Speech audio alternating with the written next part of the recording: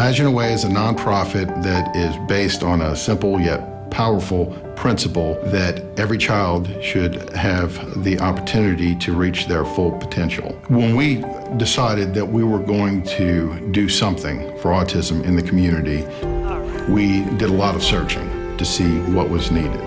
There didn't seem to be any organizations that were funding a child. All right. Good job, dude. My name is Jeremy Crossley. This is my wife, Adriana. We live in Hutto, Texas, and our son Joshua is 5 years old and has autism. He is just learning to speak. He just has a few words. We're still working on potty training with him. Wanna come back down? It's very hard for Josh to focus on things. Like, it's very hard to get his attention. Around 18 months old, he wasn't talking as he should have been. That was the very first thing we noticed. Right. And even some of the words that he'd said before, he wasn't saying them anymore. The very first thing we did was to take him to his pediatrician. Well, they basically said that we do suspect it's autism that you're dealing with. Of course, our hearts just, drop to our stomachs. Our big, motivator to move to Texas and to the Austin area was to find the best services we could for our son. Josh, yeah. Therapy is really intensive. It's 30 to 40 hours a week. Often runs anywhere from $30,000 to $50,000 a year. There's just no way we can afford that, even with good insurance. We had to do so many things. We had to move 2 times. We had to talk to so many people, so many phone calls, so many dead ends that we had to go through to get to a point where we know he's getting what he needs. There's nothing more frustrating than knowing that there's a service out there and you can't access it. It's one thing if the services didn't exist or we don't have any cure for it, we don't have any treatment for it, anything like that.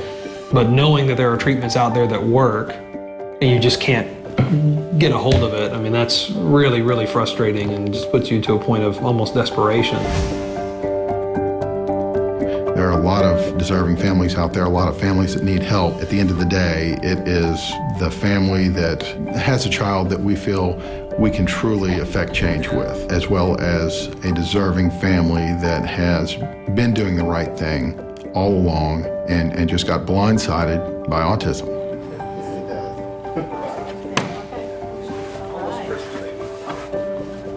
We have worked off a mantra since we started here. And it's been, what if you lost your child to autism? And what would it mean to get your child back? And we all decided that we would like to do that for y'all. And so this isn't really an interview, this is us telling y'all that y'all are it. Awesome. Oh my God.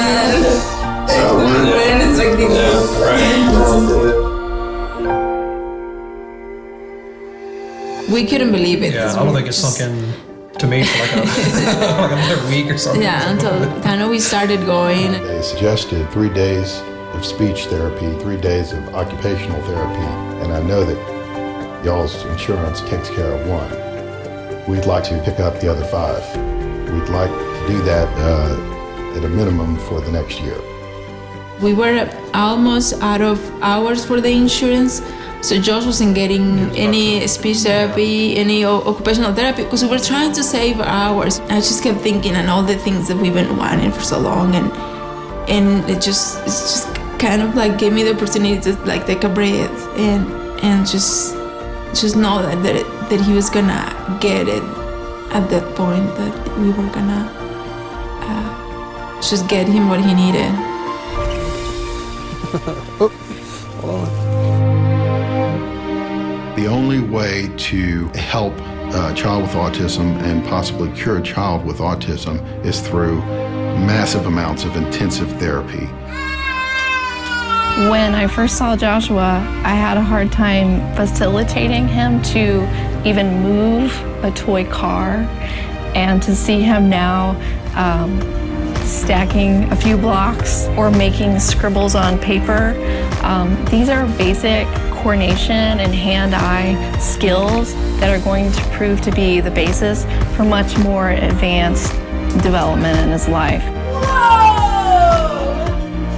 So he's learning to actually communicate, you know, and regardless of whether it's through sign language or through an iPad or through speech or whatever. I mean, communication is the important part. What is it? Our goal for Joshua is just to get to his fullest potential. To be the best at his best, whatever that could be. The research pretty consistently shows that the early intervention can lead to a drastic improvement down the road as far as their ability to function, you know, fairly independently. And he needs these kind of services to get him that help to reach that potential.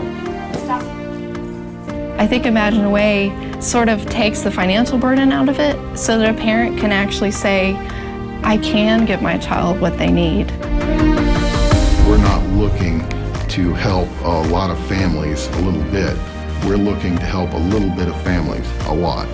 I think it's really amazing that this foundation was started based on someone who understood the struggle to have a child with special needs. I think we were doing our part, and it wasn't enough. So the fact that somebody else stepped in and just helped us is just amazing.